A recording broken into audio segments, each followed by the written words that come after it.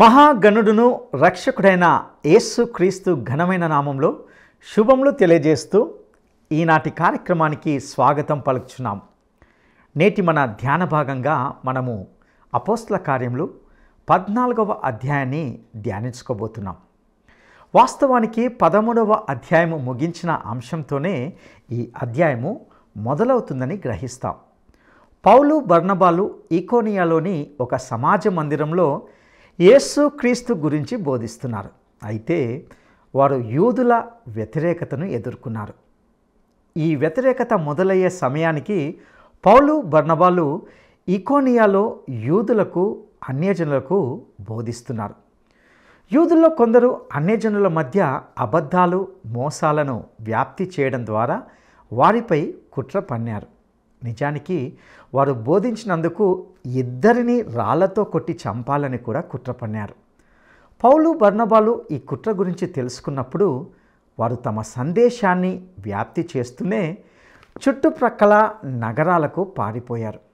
లుస్త్రాలో బలహీనమైన పాదములు గల ఒక వ్యక్తిని పౌలు బర్నబాలు చూశారు. పౌలు అతని వైపు చూస్తున్నప్పుడు అతడు స్వస్థత పొందేందుకు తగిన విశ్వాసము కలిగి ఉన్నాడని పౌలు గ్రహించాడు. ఆ వ్యక్తిని తన కాళ్ళపైకి లేవమని చెప్పిన తర్వాత అతడు లేచి నడవడం ప్రారంభించాడు. ఇక సందేశాన్ని వినడానికి మనము సిద్ధపడదామా? ప్రియ శ్రోతలు, మీ బైబిళ్ళు తెరవండి.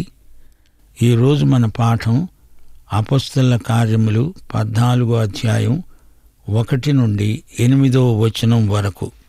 ఈకొనియలో జరిగినదేమనగా, వారు కూడి యూదుల సమాజ మందిరములో ప్రవేశించి తేటగా బోధించినందున అనేకులు యూదులను గ్రీసు దేశస్థులను విశ్వసించారు. అయితే అవిధేయులైన యూదులు అన్యజనులను పురికొలిపి వారి మనస్సులలో సహోదరుల మీద పగ పుట్టించారు. కాబట్టి వారు ప్రభువును ఆనుకొని ధైర్యముగా మాట్లాడుతూ అక్కడ బహుకాలము గడిపారు. ప్రభువు వారి చేత సూచక క్రియలను అద్భుతములను చేయించి తన కృపావాక్యమునకు సాక్ష్యమిప్పిస్తున్నాడు. ఆ పట్టణపు జనసమూహములో భేదములు పుట్టగా కొందరు యూదుల పక్షముగా, కొందరు అపోస్తలుల పక్షముగా ఉన్నారు. మరియు అన్యజనులను యూదులను తమ అధికారులతో కలిసి వారి మీద పడి వారిని అవమానపరచి రాళ్లు రువ్వి చంపాలని ఉన్నారు.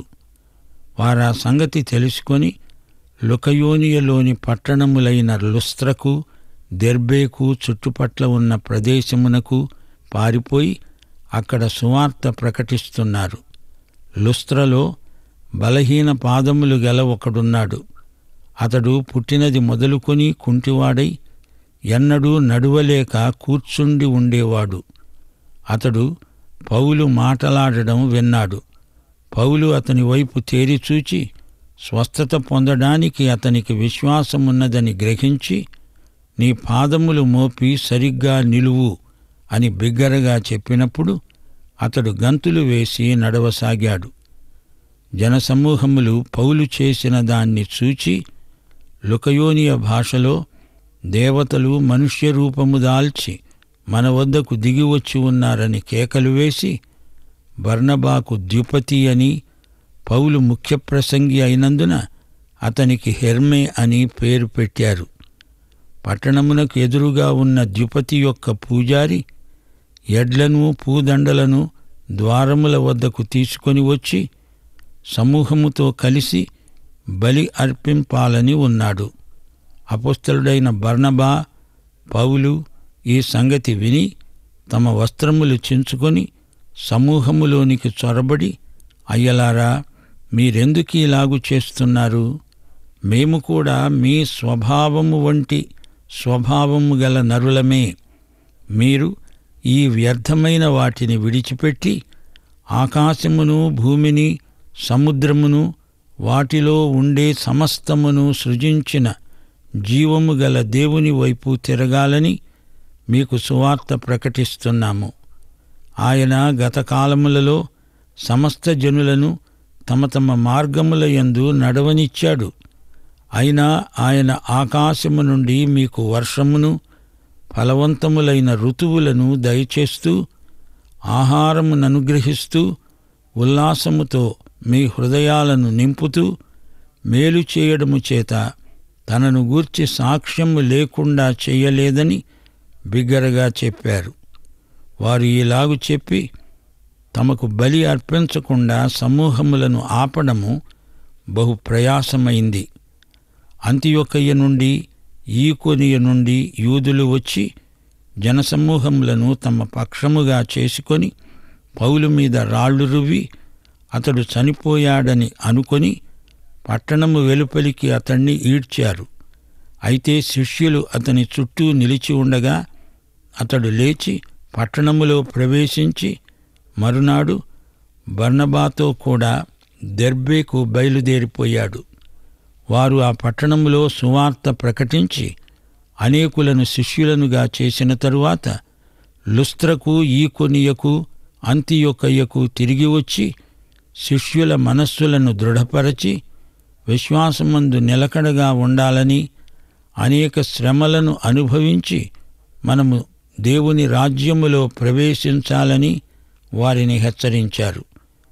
మరియు ప్రతి సంఘములో వారికి పెద్దలను ఏర్పరచి ఉపవాసముండి ప్రార్థన చేసి వారు నమ్మిన ప్రభువునకు వారిని అప్పగించారు. తరువాత పిసిదియ దేశమంతటా సంచరించి పంపూలియకు వచ్చారు. మరియు పెర్గేలో వాక్యము బోధించి అత్తాలియకు దిగి వెళ్ళారు.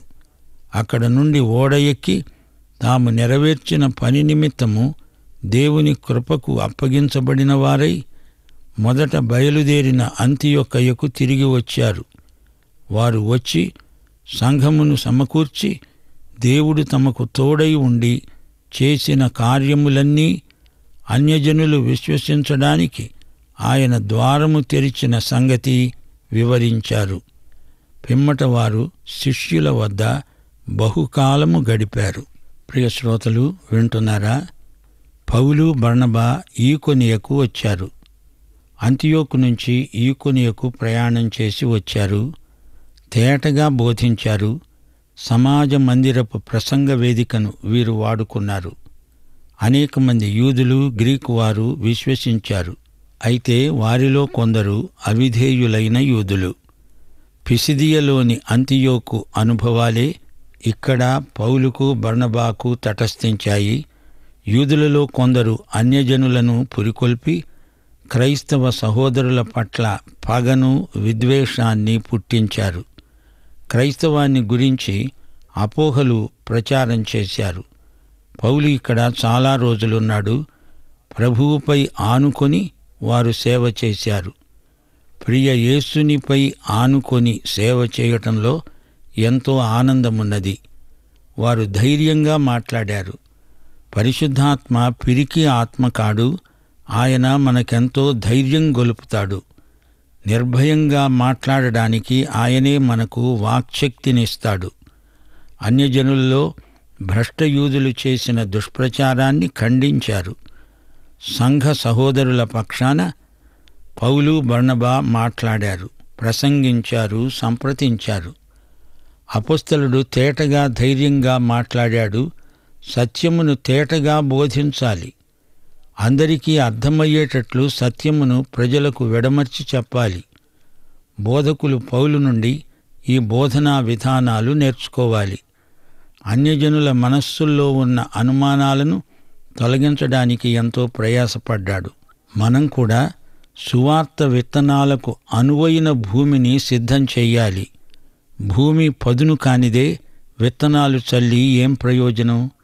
గమనించండి, కృపావాక్యమునకు వారు సాక్ష్యమిచ్చారు. దేవుడే తన కృపావాక్యానికి మన చేత సాక్ష్యమిప్పిస్తాడు. మనం ప్రకటించేది కృపావాక్యం. దేవుని వాక్యం కృపావాక్యమని మనమెన్నడూ మరువకూడదు. సూచక క్రియలు, అద్భుతాలు కృపావాక్యమునకు సమర్థన, దోహదం. అంతేగాని అద్భుతాలకు సమర్థనగా వారు వాక్యం బోధించలేదు. ఈకొనియలో దేవుడు బర్నబాకు, పౌలుకు తోడై ఉన్నాడు. అన్యజనులు, యూదులు అధికారులను కూడగట్టుకొని బోధకులను చంపటానికి కూడా తయారయ్యారు. అయితే పౌలు, బర్నబా వివేకంతో ప్రవర్తించారు. లుస్త్రా, దెర్బే ప్రాంతాలకు పారిపోయారు. పావురముల వలె నిష్కపటులు, పాముల వలె వివేకులు అయి ఉండాలని ప్రభువే మనకు నేర్పాడు. లుకయోనియా ప్రాంతంలో వీరు బోధించసాగారు. ఎక్కడికి పోయినా, ఏ ప్రాంతంలో కాలుపెట్టినా వారు రక్షణ సువార్తను, కృపావాక్యాన్ని ప్రకటించారు. లుస్త్రలో అద్భుతం జరిగింది. అంతియోకు, ఈకోనియలో పౌలు వాడిన పద్ధతి లుస్త్రలో వాడలేదు. లుస్త్రలోని ప్రజల మతం, వారి మత ఛాందసత్వం ఎలా పరిణమించాయో చూచారా? లుస్త్రలో అంగవికలుడు పౌలు ప్రసంగం విన్నాడు. పుట్టుకుంటివాడు, నడవలేడు, ఎప్పుడూ కూర్చునే ఉంటాడు. వాక్యం విన్నందుచేత స్వస్థత పొందే విశ్వాసం అతనికి కలిగింది. ప్రజలలో నాడు నేడు దేవుణ్ణి గురించిన అనేక అభిప్రాయాలున్నాయి. 18-19 వచనాలు. పౌలు, బర్నబా వీరిద్దరూ దేవుళ్లే అనుకున్నారు. అక్కడి ప్రజలు మూఢనమ్మకాల పుట్టలు. వీరికే బలి అర్పించడానికి పూనుకున్నారు. ఇంతలో అంతియోకు, ఈకోనియ నుండి యూదులు రానే వచ్చారు. జనసమూహమును రెచ్చగొట్టి అందరూ కలిసి పౌలు మీద రాళ్లు రువ్వారు. పౌలు చనిపోయాడని అతన్ని ఊరి బయటికి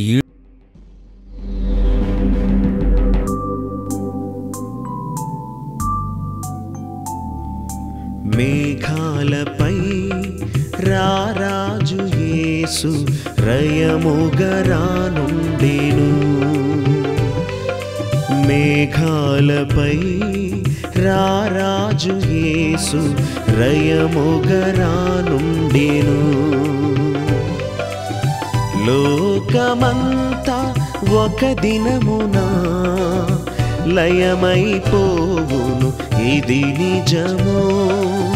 సిద్ధపడుమా ఓ సంఘమా, సిద్ధపరచుము లోకమును. యేసుని వైపే చూచెదను, యేసుని వెలుగులో నడిచెదను. యేసుని కొరకే బ్రతికెదను, యేసుని ప్రేమను చాటెదను. యేసుని మహిమను పొందెదను.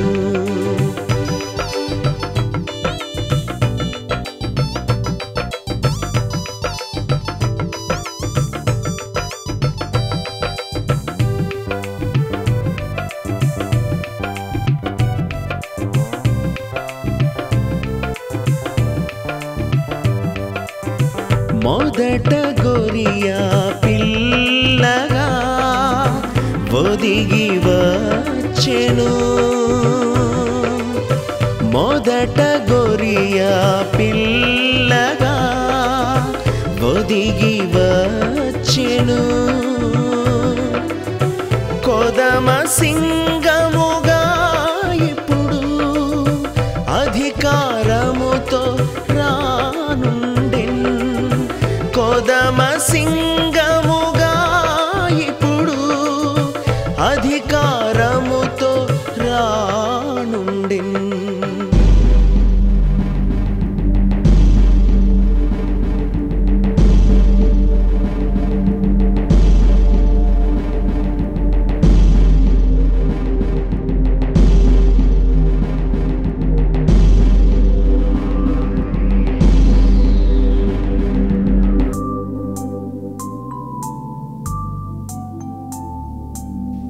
ఆకాశ భూమండలమంతా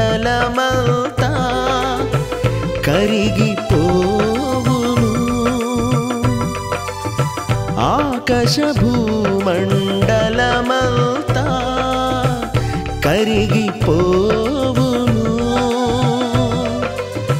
మిక్కుటమైన వేంద్రముతో ఈ పుడమి కాలిపోవును.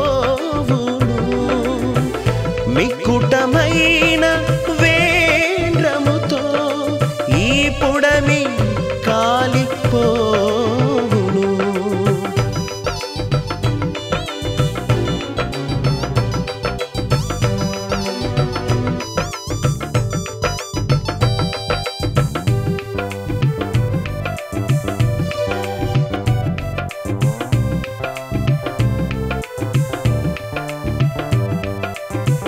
సత్య జీవ మార్గము ఘనుడేసు దేవుడే. సత్య జీవ మార్గము ఘనుడేసు దేవుడే. నిత్య రాజ్యము నీదగును నమ్ముము క్రీస్తుని దినమే. నిత్య రాజ్యము నీదగును నమ్ముము క్రీస్తుని దినమే. మేఘాలపై రారాజు యేసు రయముగా రానుండెను. మేఘాలపై రారాజు యేసు రయముగా రానుండెను. లోకమంతా ఒక దినమున లయమైపోవును, ఇది నిజము. సిద్ధపడుమా ఓ సంఘమా, సిద్ధపరచుము లోకమును. యేసుని వైపే చూచెదను, యేసుని వెలుగులో నడిచెదను.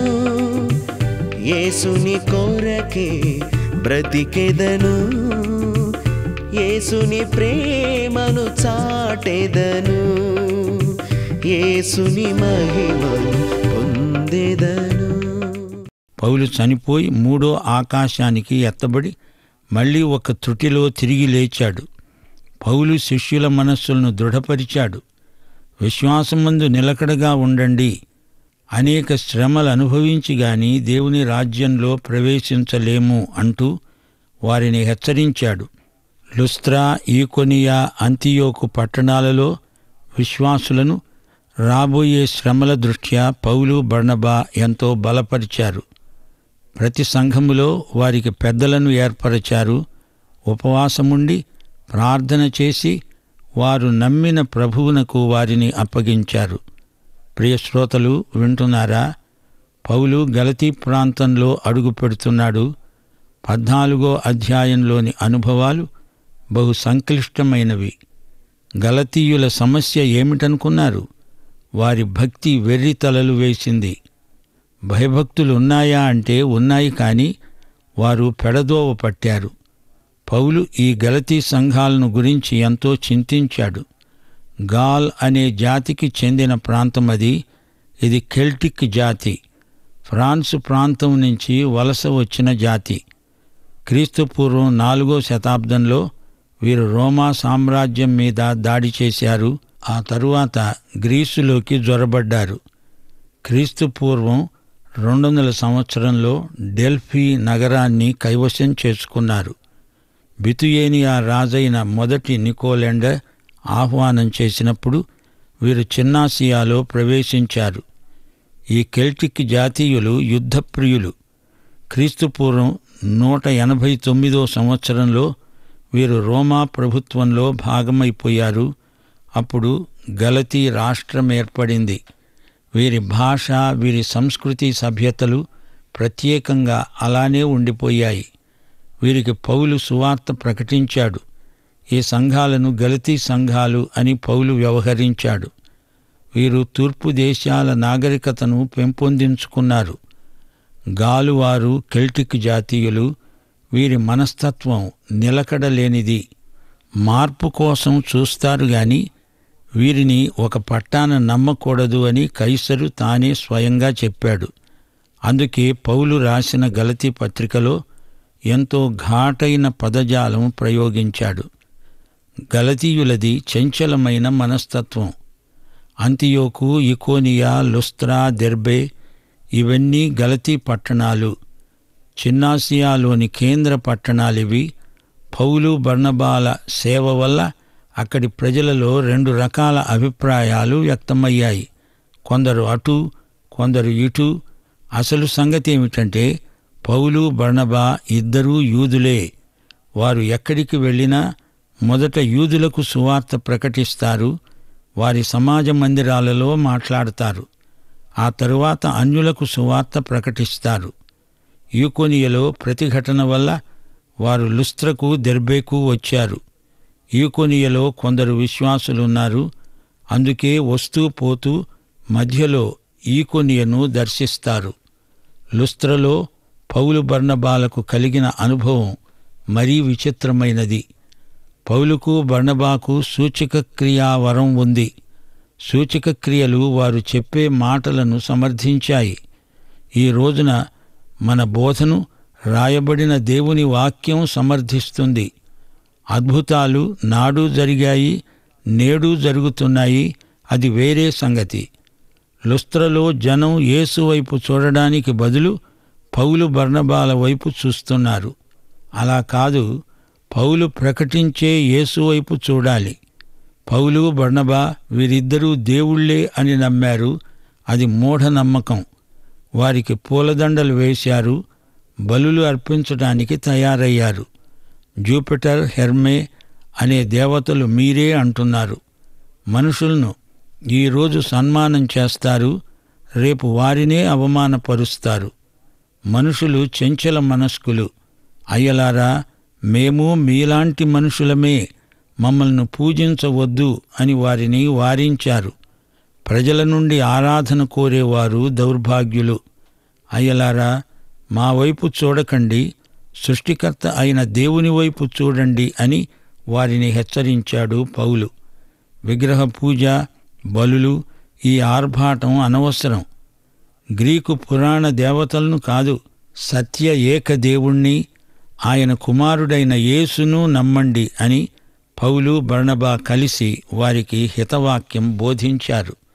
సోదరీ సోదరులారా, వింటున్నారా? పౌలును దేవుడని ఆరాధించడానికి ఈవేళ వచ్చారు. ఆ మర్నాడు పౌలును రాళ్లతో కొట్టి చంపటానికి సిద్ధమయ్యారు. పౌలును రాళ్లతో కొట్టినప్పుడు అతడు చనిపోయాడా? అతను చనిపోయాడు.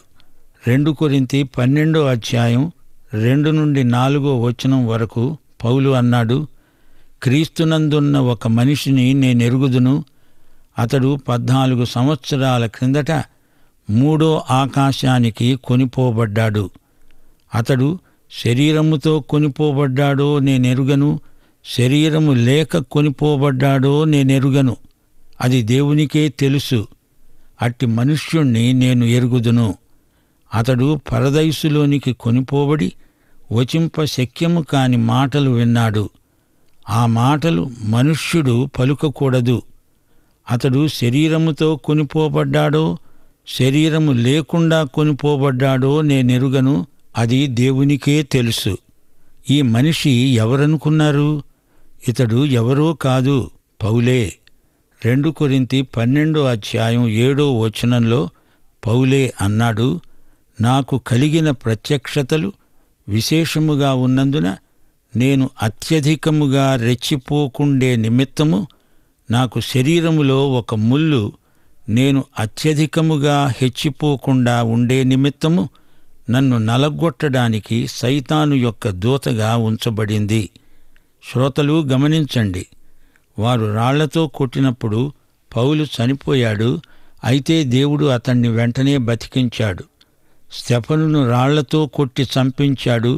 ఇప్పుడు తనకు అదే సంభవించింది.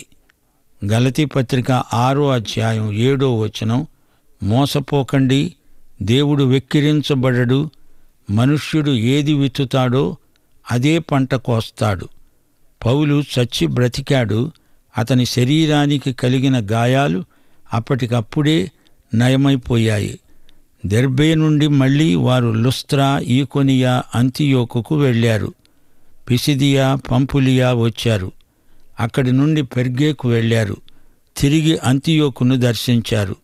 సంఘం ఆరంభంలో అందరూ హెబ్రీయులే. అయితే అంతియోకులో అన్యులకు సంఘంలోకి ప్రవేశ ద్వారం తెరుచుకుంది. చిన్నాసియాలో స్థానిక సంఘాలలో అధిక సంఖ్యాకులు అన్యులే. ఇది దేవుని విశేష కృప. అడపాదడపా కొందరు యూదులు ఈ సంఘాలలో ఉన్నా ఎక్కువ మంది యూదులు సంఘాన్ని వ్యతిరేకిస్తూనే వచ్చారు. యూదులు తిరస్కరించారు, యూదేతరులు అంగీకరించారు. అయితే ప్రియ శ్రోత, నీవు ఈ యేసుక్రీస్తును నీ స్వకీయ రక్షకుడుగా అంగీకరించావా? ఆయనను ఎరుగుదువా? నీ వ్యక్తిగత తీర్మానమేమిటి? దేవుడు నిన్ను సమృద్ధిగా దీవించునుగాక. ప్రార్థన చేసుకుందాం. పరిశుద్ధుడవైన మా పరమతండ్రి, ఈ సందేశమందు మేము విన్న సత్యాలు పరిశుద్ధాత్మ మా హృదయాలపై ముద్రించాడు. ఈ సందేశం కొరకై నీకు కృతజ్ఞులం. అంతియోకులో అన్యుల కొరకై సంఘ ప్రవేశమునకు ద్వారము తెరువబడింది. దాని యొక్క మంచి ఫలితాలను మేము ఈ రోజున అనుభవిస్తున్నాము. నీకు మా హృదయపూర్వకమైన కృతజ్ఞతలు. నేటి సందేశ సత్యాలను మా జీవితాలకు అన్వయించుకొని మేలు పొందునట్లు పరిశుద్ధాత్మ నీవు మాకు సహాయము చేయమని యేసుక్రీస్తు వారి దివ్యనామమున ప్రార్థన చేస్తున్నాము తండ్రి. ఆమేన్. ప్రియులారా, ఇంతవరకు విన్న సందేశంలో నుండి ఎన్నో విలువైన సత్యాలను నేర్చుకుని ఉన్నారని నమ్ముతున్నాం. పౌలు, బర్నబాలు ప్రభుపై ఆనుకొని వారు సేవ చేశారు. యేసునిపై ఆనుకొని సేవ చేయడంలో ఎంతో ఆనందం ఉన్నది. వారు ధైర్యంగా మాట్లాడారు. పరిశుద్ధాత్మ పిరికి ఆత్మ కాదు. ఆయనే మనకు ధైర్యాన్ని నింపుతాడు, మాట్లాడడానికి వాక్శక్తిని ఇస్తాడు. కాబట్టి సత్యాన్ని మనము తేటగా బోధించాలి, అందరికీ అర్థమయ్యేటట్లు విడమర్చి చెప్పాలి. మనము ప్రకటించేది కృపావాక్యము. దేవుని వాక్యమే కృపావాక్యమని మనం ఎన్నడూ మరవకూడదు. లుస్త్రాలో ఉన్న కుంటివాడు పౌలు ప్రసంగాన్ని విన్నాడు. వాక్యము వినడం ద్వారా స్వస్థత పొందే విశ్వాసం అతనికి కలిగింది. ఈ 14వ అధ్యాయంలోని అనుభవాలు ఎంతో సంక్లిష్టమైనవిగా గ్రహించగలం. ఇందులోని గలతీయుల సమస్య, వారి భయభక్తులు పెడత్రోవన పడినట్లుగా చూశాం. ఇటువంటి వారికి పౌలు సువార్త ప్రకటించాడు. గలతీయులది ఎంతో చంచలమైన మనస్తత్వం కాబట్టే పౌలు ఎంతో ఘాటైన పదజాలాన్ని వాడాడు. ఈ రోజున మనము బోధించే బోధను వ్రాయబడిన దేవుని వాక్యంగా సమర్థించాలి. ఇక్కడ జరిగిన సూచక్రియలో ప్రజలు యేసు వైపు చూడ్డానికి బదులుగా పౌలు, బర్నబాల వైపు చూస్తున్నారు. వారిని గణపరచడానికి ప్రయత్నిస్తున్నారు. ప్రియులారా, నేటి దినాల్లో కూడా పరిస్థితి అచ్చం ఇలాగే ఉంది. దేవుణ్ణి గణపరచడానికి బదులు, యేసు వైపు చూడ్డానికి బదులు నేటి మనుషులు సేవకులనే గణపరుస్తూ వారిని దేవుళ్ళుగా చేస్తున్నారు. సేవకులుగా మనము కూడా పౌలు, బర్నబా వలెనే స్పందించాలి. వారు దేవుని మహిమను దొంగిలించకుండా అలా చేసే వారిని హెచ్చరించారు. ప్రజల నుండి ఆరాధన కోరేవారు దౌర్భాగ్యులు. సత్య ఏక దేవుణ్ణి, ఆయన కుమారుడైన యేసును నమ్మండని పౌలు, బర్నబాలు హితవాక్యాన్ని బోధించి హెచ్చరించారు. మనము కూడా అలాగే ప్రవర్తించలాగున దేవుడు మనకు సహాయం చేయనుగాక. దైవాశీస్సులు.